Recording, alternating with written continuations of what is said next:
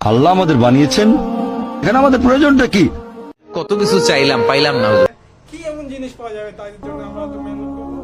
জান্নাতে সব কিছু পাওয়া যাবে, সব কিছু যা চাইবে, যা বলি যা, कोई भी चीज तुमको नाराज नहीं करेगा।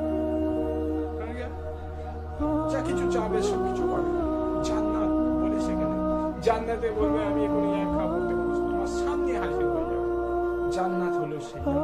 জান্নাত কাকে বলে জানেন? সেখানে কোনো ঘুম হবে না, সেখানে কোনো আলিশ হবে না, সেখানে কোনো মানে বাথরুম পায়খানা যে কোনো জিনিস ওইসব কিছু কোনো কষ্ট না, ওইসব হবে না। তাহলে তুমি খাবে, তোমার এক টাকা হয়ে গেল, তোমার হয়ে গেল। জান্নাতে একে বলে জান্নাত। জান্নাতে তুমি যেখানে যেতে চাবে সেখানে